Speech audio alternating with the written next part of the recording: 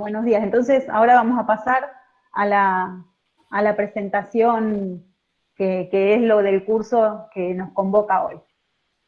Así que...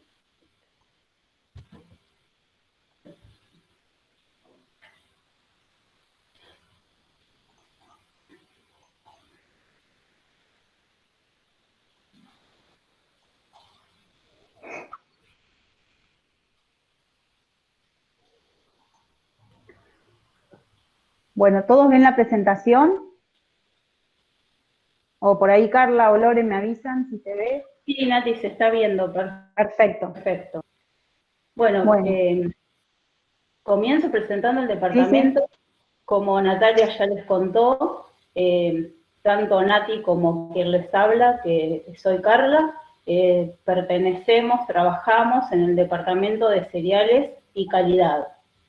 Así como lo indican sus palabras, en cereales, más que nada asesoramos a la industria, realizamos ensayos de control de calidad en cereales, específicamente harinas.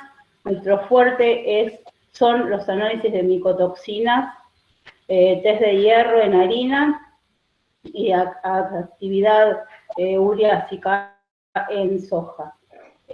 La parte de calidad, además de asesorar a la industria en la implementación de sistemas de gestión de calidad, participamos con Natalia en distintos subcomités del IRAN, en los cuales se formulan o reformulan o reestructuran las normas con IRAN, conocidas, seguramente en algún momento las han escuchado nombrar, y bueno, hoy en día, en pandemia, estamos participando en varias reuniones, que es de la forma que se sigue adelante. Y ahora continuamos con la presentación del curso que nos convoca. Bueno, como hoy vamos a hablar sobre los alimentos seguros, nos pareció atinado empezar con esta frase que dice que la seguridad alimentaria existe cuando todas las personas tienen acceso en todo momento a alimentos suficientes, seguros y nutritivos para cubrir sus necesidades nutricionales. Y bueno, después, a lo largo de la presentación, vamos a ver de dónde surge esta definición de seguridad alimentaria que se fue armando, digamos, en distintos años, no es que salió de golpe y apareció, sino que se fue forjando, digamos, en el tiempo, digamos, con el trabajo de muchas personas. Bueno, primero, para poder hablar de alimentos seguros, ¿sí?, tenemos que definir qué es un alimento. Si nosotros vamos al diccionario, seguramente vamos a buscar alimento y vamos a tener una definición. En el Código Alimentario Argentino, que después Carla les va a contar un poco de qué se trata, lo define como toda sustancia o mezcla de sustancias naturales o elaboradas que al ser ingeridas, o sea, al comerlas nosotros, nos aportan en el organismo los materiales y la energía que necesitamos para poder desarrollar todos los procesos biológicos que necesitamos, ¿no es cierto? Eso sería el alimento según el Código Alimentario. Los alimentos, a su vez, están clasificados en diferentes grupos según su composición, ¿sí? Como podemos observar, en el primero tenemos la leche y sus derivados, teniendo en cuenta queso, bueno, nosotros acá por ahí suero no comemos, pero pertenece a este grupo, el yogur, las leches cultivadas y todos los productos lácteos. En el segundo grupo, la carne, los huevos y pescados. En el tercero, legumbres, tubérculos y frutos secos. En el cuarto, hortalizas y verduras. En el quinto, frutas. En el sexto, pan, cereales, pasta y azúcar. Y en el séptimo, grasas, aceite y mantequilla. Bueno, si cuando yo voy explicando o contando, alguno quiere hacer una pregunta, puede frenarme y bueno, después, lógicamente, al finalizar la presentación, que eso también Lore lo contó el martes, vamos a tener un espacio el jueves, un espacio de preguntas. Bueno, el óvalo nutricional. ¿Qué es el óvalo nutricional? La mayoría conocemos lo que es la pirámide nutricional, que vamos a hablar luego de ella. Pero el óvalo nutricional es algo similar, ¿sí?, que organiza todos los grupos de alimentos que debemos ingerir, pero en un óvalo. La característica y la peculiaridad que tiene es que el óvalo fue diseñado por argentinos, por nutricionistas argentinos, ¿sí? Así que es nuestro. Es un recurso didáctico, si se quiere, de gran utilidad. Entonces, bueno, nosotros en una sola imagen podemos ver todos digamos, los grupos de alimentos y vamos viendo, según el tamaño del óvalo, que ahora se los voy a mostrar, las cantidades que deberíamos ingerir de cada grupo de estos alimentos. Bueno, acá lo tenemos. Empezamos por el agua, ¿sí? Que todos sabemos que agua es muy importante, tratar en lo posible de tomar 2 litros por día, y de ahí vamos digamos, recorriendo el óvalo con pequeñas porciones. Los dulces y azúcares, que hay que tratar de comer poquito. Después vienen aceites y grasas, que también lo ideal es comer poca cantidad. Las carnes y los huevos, que hay que comer un poquito más, pero tampoco tanto. Luego las leches y quesos, frutas y hortalizas, que hay que tratar de comer más. Y luego los cereales y legumbres, que es lo que más energía aportan a nuestro organismo, que digamos es la base de nuestra alimentación. Bueno, este material ustedes lo van a tener. Acá tenemos, según los grupos de alimentos que estuvimos hablando recién, las cantidades sugeridas, y bueno, es como si fuera una especie de dieta o de qué sería lo ideal para alimentarse. Pero bueno, como las letras son chiquititas, eso después ustedes lo van a ver y lo van a tener para ustedes. Pero bueno, es simplemente para mostrárselos cómo se puede organizar a partir de este óvalo una dieta saludable. Bueno, la pirámide nutricional, que es anterior a esto, y que nosotros podemos verla en todos los paquetes de alimentos generalmente, esta es una pirámide nueva, ¿sí? Que también intenta organizar los grupos de alimentos y también nos trata de mostrar las cantidades que se deben ingerir de ellos, pero bueno, está organizada en forma de pirámide, como lo dice su nombre. Lo que tiene esta en particular es que se le agregó en la base, digamos, actividad física, equilibrio emocional, que se refiere a que necesitamos dormir 8 horas, generalmente en las personas adultas, el balance energético, ¿sí? Que tenemos que comer la cantidad y las calorías en cuanto a lo que nosotros gastamos, ¿no es cierto? Las técnicas de cocción, porque bueno, no es lo mismo un alimento que está hecho al vapor o está hecho al horno que un alimento frito, y después la cantidad de agua, que tampoco era contemplado en la pirámide, y por eso fue agregado esta base, digamos, teniendo en cuenta todas estas cosas.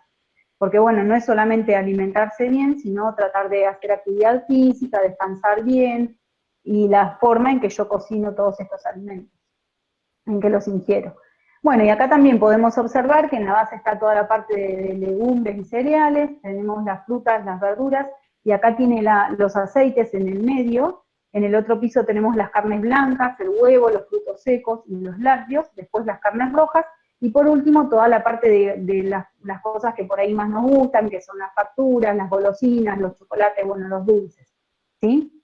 Y bueno, acá agrega también las bebidas fermentadas, cuánto sería el consumo que podríamos tener al día y demás. Bueno, ahora, si alguno puede compartir, no sé, ¿qué se imaginan por inocuidad alimentaria? Si alguno quiere hablar o puede decir, ¿qué les hace pensar la palabra inocuo? Algo que no hace mal. Exacto, algo que no hace mal. Algo inocuo es algo que no hace mal. Así que inocuidad alimentaria estaría referido a los alimentos que no nos hacen mal, ¿sí? Entonces, acá tenemos una definición un poco larga, pero bueno, yo les voy contando. Total, ustedes este material lo van a tener. La inocuidad es la ausencia, ¿sí? O niveles seguros y aceptables de peligro en los alimentos, ¿sí? Estos peligros son los que puedan llegar a dañar la salud de los consumidores, ¿sí? Los peligros que transmiten los alimentos pueden ser de naturaleza microbiológica o biológica, química o física, que después vamos a hablar también de ellos. Con frecuencia no los vamos a poder ver a simple vista, como en el caso de las bacterias y virus, o por ahí residuos de algún pesticida o de algún químico que tampoco podemos verlos, ¿sí? Así que dijimos que es la ausencia, que no hay, o los niveles seguros y aceptables. ¿Qué quiere decir esto de niveles seguros y aceptables? Si nosotros vamos al Código Alimentario Argentino, para cada alimento, por ejemplo, de microorganismos, ¿sí? Y de algunos minerales, hay niveles que están aceptados, que se puede comer, ingerir un alimento que tenga hasta esa cantidad. ¿Por qué? Porque está hecha una investigación en la cual si una persona comiendo la cantidad que se debería comer de ese alimento durante toda su vida, durante 70, 75 años, no se enfermaría, ¿sí? Lógicamente que todo esto es dinámico, el código alimentario siempre va cambiando, y muchas veces se hacen nuevas investigaciones y se sacan alimentos o se agregan otros, y bueno, y van cambiando estos niveles, ¿no? Pero bueno, generalmente hablamos de eso, cuando hablamos de niveles seguros y aceptables, son los que no me van a enfermar. Bueno, lo importante de la inocuidad es garantizar alimentos seguros en cada etapa de la cadena alimentaria. Nosotros tenemos que tener en cuenta que para que un alimento llegue saludable a la mesa, no es solamente importante en el supermercado, digamos, y cómo si el supermercado tiene la heladera prendida o no.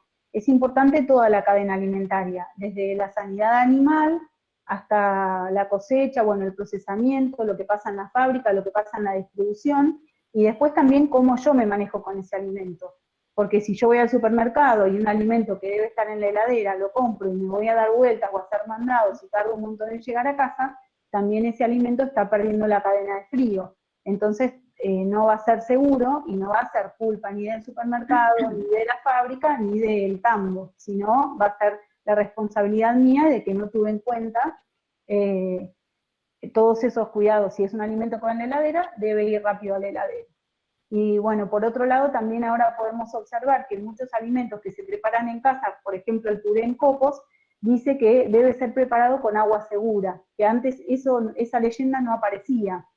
Eso también es porque, digamos, ese puré está deshidratado y no puede causarme ninguna enfermedad, o sea que es inocuo ese alimento, pero si yo lo preparo con agua contaminada, ya no va a ser inocuo y no voy a enfermar. Y también esa técnica de preparación y el uso de agua que no era la correcta, es lo que va a causar esa enfermedad. Bueno, que la cadena agroalimentaria, digamos, son todos los sectores que intervienen, y vamos a poner el dibujito que es más entretenido. Es lo que les explicaba recién.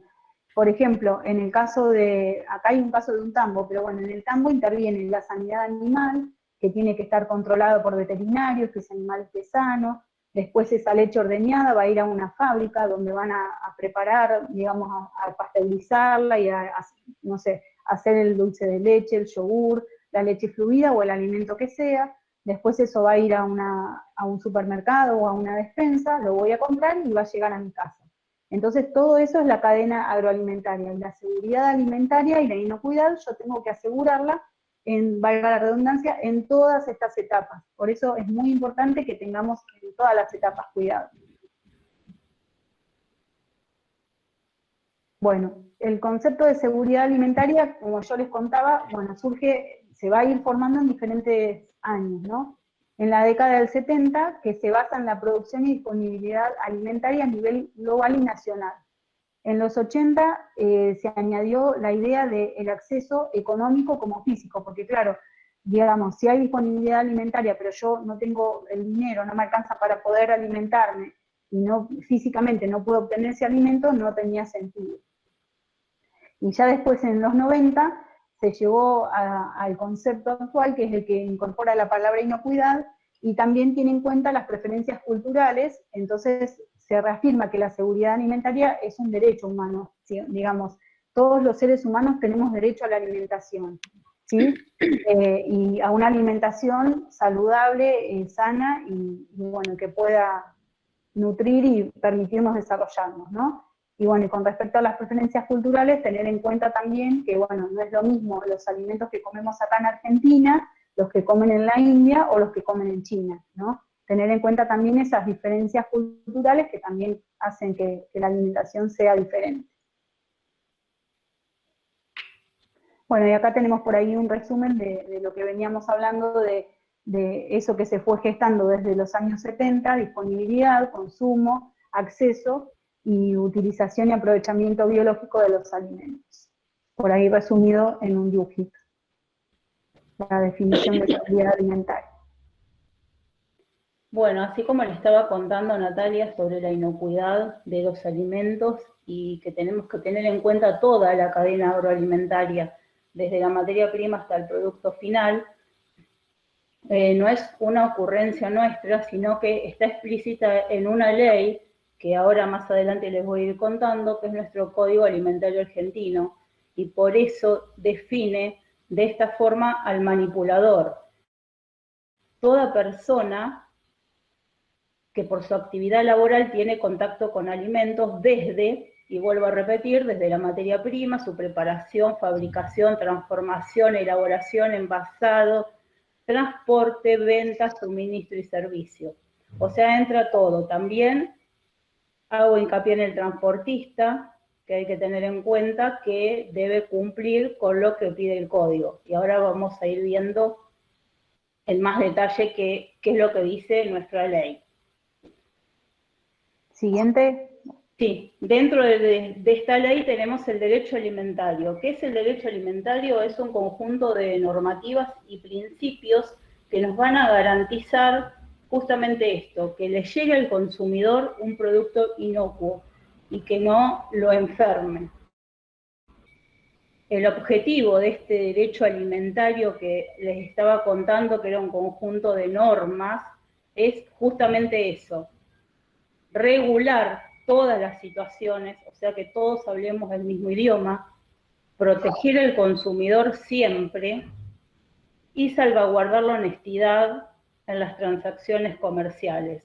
O sea que no exista fraude de ningún tipo, que a nadie se le ocurra adulterar un producto tan fácil que se pueda adulterar, por ejemplo, la leche, ¿no? No le ha agregado algunos litros de agua para estirarlo un poco más. Bueno, eso no debería pasar. Por eso existe el derecho alimentario y está contemplado en el código los límites, como Nati le contaba, de que tenemos que cumplir. La próxima, Nati. Con toda esta parte legal arrancamos en lo que es alimentos desde el Códex Alimentario. El Códex Alimentario es la normativa internacional. Lo mismo, siempre el objetivo es garantizar la inocuidad de los alimentos y lo que trata el Códex es armonizar todas las normas relacionadas con alimentos, como lo dije recién, a nivel internacional. En el caso que uno quiera exportar un alimento, nos regimos por lo que pide el Códex Alimentario. Bien, y después del Códex llegamos a nuestra legislación, que es el Código Alimentario Argentino, ¿no? Nuestro código, como ya les contó Natalia, no es algo que esté fijo y rígido, sino que se va actualizando a medida que avanza la ciencia, la tecnología y surgen nuevos productos en el mercado. El código se modifica en conjunto con un montón de instituciones que son organismos como el INAL, el ANMAT, la CONAL. Juntos con ellos se van actualizando capítulos y artículos del Código Alimentario. Bueno, el Código Alimentario está conformado por capítulos. Cada capítulo corresponde a un grupo de alimentos, por ejemplo, lácteos, hay un capítulo de agua, un capítulo de rotulado, un capítulo de aditivos, uno de carnes. Bueno, y cada uno en su sector consultará su capítulo para ver lo que dice el código al respecto y qué es lo que tenemos que cumplir. Ya les dije que estaba conformado en capítulos, hoy tenemos 23 capítulos, el último tal vez todavía no está incorporado al código, pero para la gente del CPT les cuento que el último capítulo del código es agricultura familiar, que se estuvo trabajando en muchas reuniones de la CONAL y el SENASA, y se llegó a la conclusión de que debería estar estandarizado en el código alimentario, así que ya salió en el boletín oficial y próximamente debe estar en el Código Alimentario toda la parte de agricultura familiar que ustedes también trabajan, ¿no?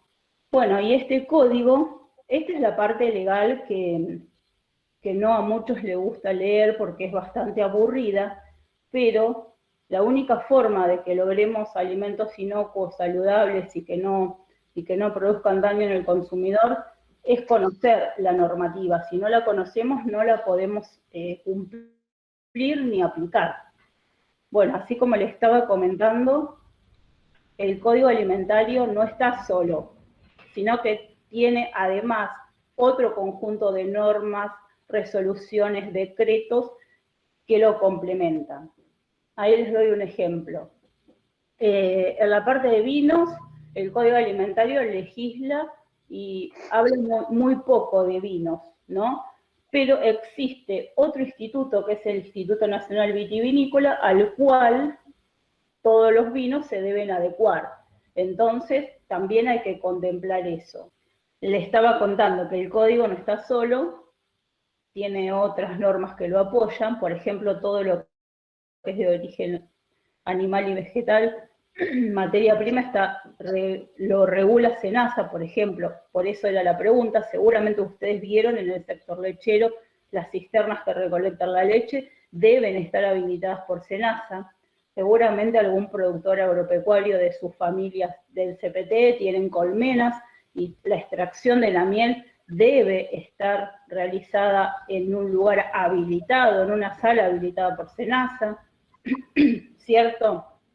Bueno, y esos son algunos ejemplos para que ustedes vean que el código además contempla otras normativas.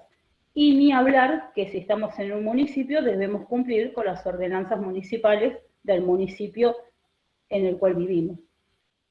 Bueno, este código alimentario, que es nuestra ley, le establece en uno de sus artículos el rol que tienen los municipios para fiscalizar alimentos. Esto que le estaba contando, ¿no?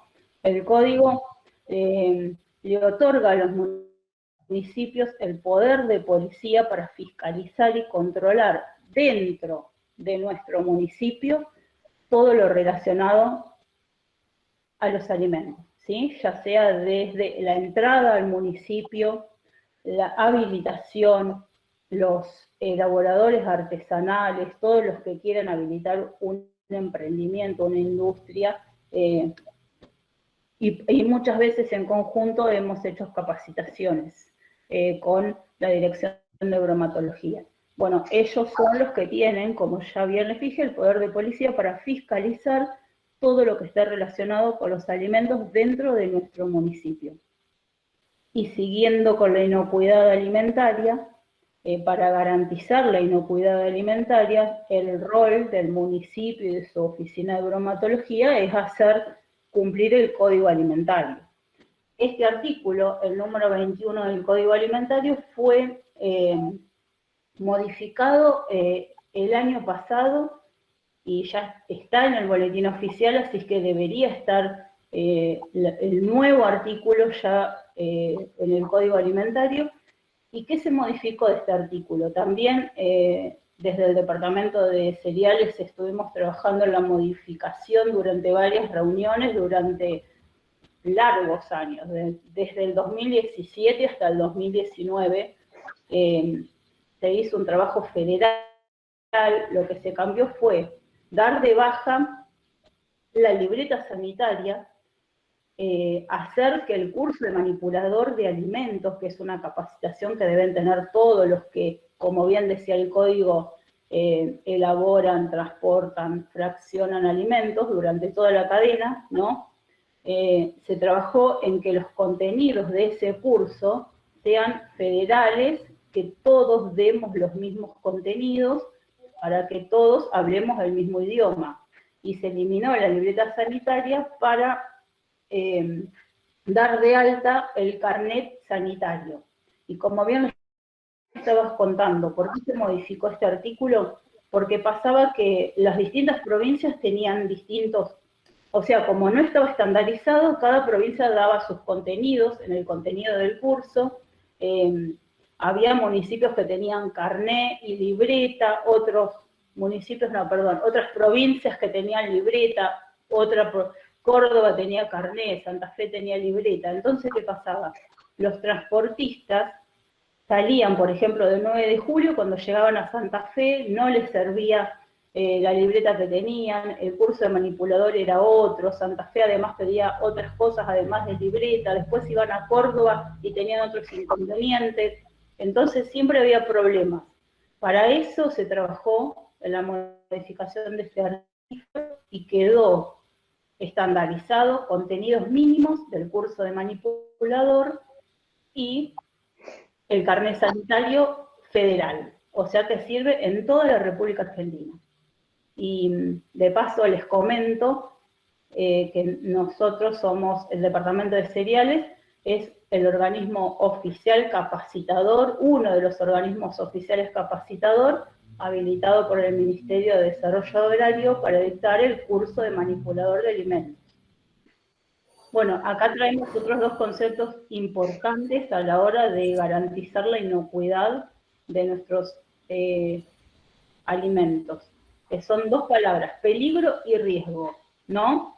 Peligro, el peligro que va a tener un alimento va a ser su fuente, o sea, el peligro, ahí lo vemos en las próximas, está relacionado con esto de que si es un peligro microbiológico, físico o químico. Y el riesgo, ese es el peligro, ¿no? Microbiológico, físico, químico. Y el riesgo sería la probabilidad de que ocurra ese peligro con la severidad, y se calcula con una fórmula que es hecha riesgo es igual a probabilidad por severidad.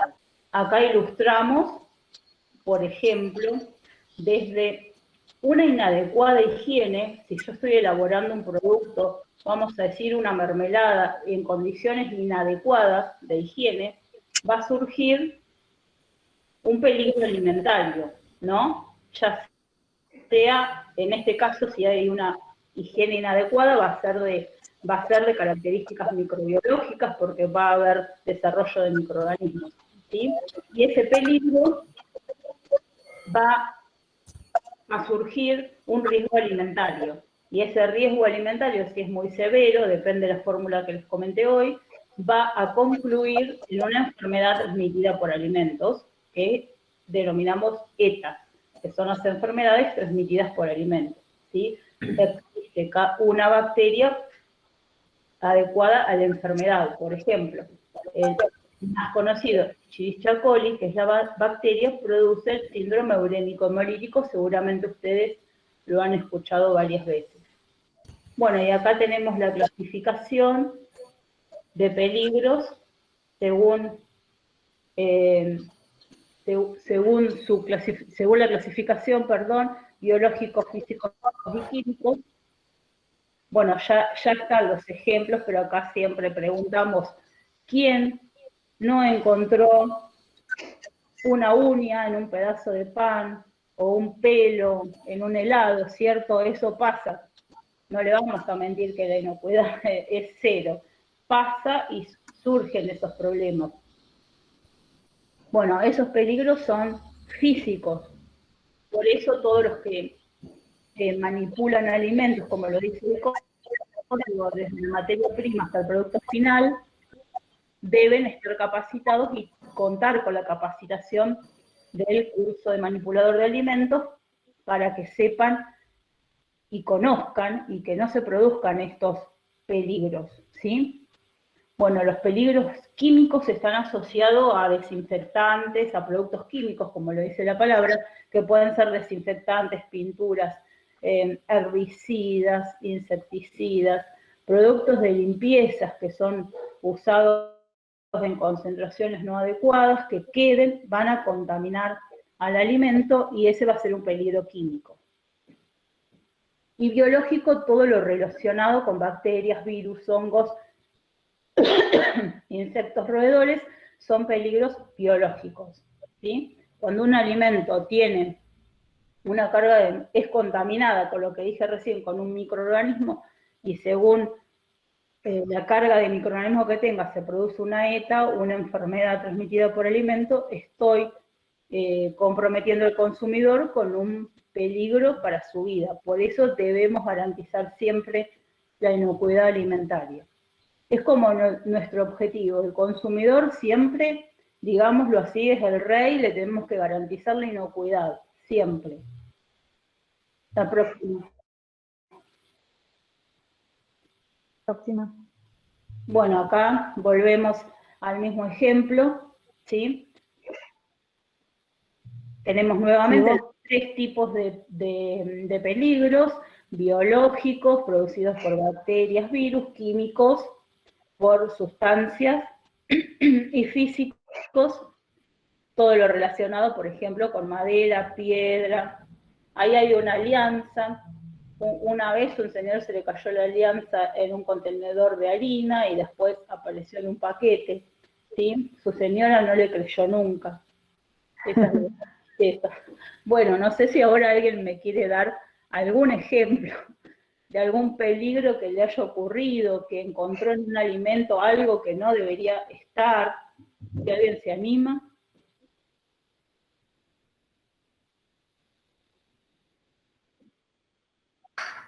Hace poco salió en los medios una persona que tuvo serios problemas por un escarbadiente que había en una torta. Seguramente se olvidaron y al morder se lastimó en la boca, tuvo que recurrir al médico. Bueno.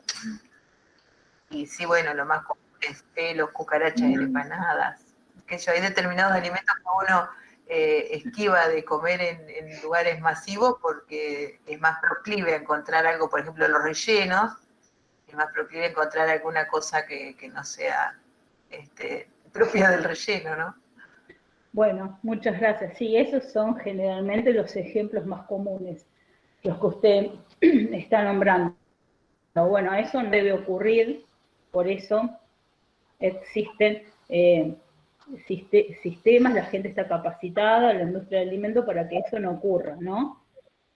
No debería ocurrir jamás. O sea, al consumidor le tenemos que garantizar justamente el título de esta jornada, la inocuidad alimentaria. La próxima, Nati. Bueno, y para ir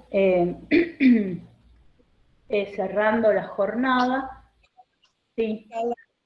Carla, te interrumpo. Acá escribe Graciela, ver ratas en las góndolas de supermercados. ¿En las góndolas? Sí, lo escribió para el grupo. Bueno, sí. No solamente ratas, sino se ven cucarachas.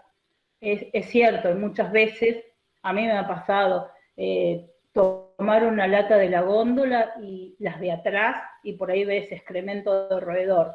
Bueno, eso obviamente es de sentido común, está muy mal, pero es neta y exclusivamente la función de los organismos que fiscalizan y que tienen el rol el poder de policía para fiscalizar. Ellos deben ser los que deben aplicar el código y garantizar la seguridad alimentaria en esos casos. Y por supuesto que, bueno, todos los sectores deben tener el personal que trabaja capacitado y con el curso de manipulador, lo dice el Código Alimentario. Y dentro del curso de manipulador, como ya les conté, existen los contenidos mínimos para que la gente conozca estos detalles, estos peligros, cómo se debe manejar ante tal situación, ¿no? ¿Otro mensaje? No. No. Bueno, entonces para ir cerrando la jornada, le dejamos otros dos últimos conceptos, que son alimentos de alto y bajo riesgo, ¿no? Este concepto está más asociado a los riesgos biológicos y los alimentos de bajo riesgo, son aquellos cuyas características son difíciles que se contaminen con microorganismos. Por ejemplo, todos los alimentos secos, un fideo seco, es más difícil que se contamine con un microorganismo. ¿Por qué? Porque los microorganismos, como estaban dentro de la categoría de peligros biológicos, son seres vivos como nosotros y les gusta alimentarse justamente con los mismos alimentos y gustos que tenemos nosotros, porque son seres vivos. Obviamente, ¿qué le va a gustar más? Alimentos de alto riesgo, que son aquellos los que contienen mayor cantidad de proteínas, agua disponible para vivir. Entonces, por eso, los de bajo riesgo, que generalmente son los productos secos y que tienen poca cantidad de agua, hay menos peligro de que se contaminen microbiológicamente. Eso no quiere decir que no tome las medidas adecuadas con esos productos.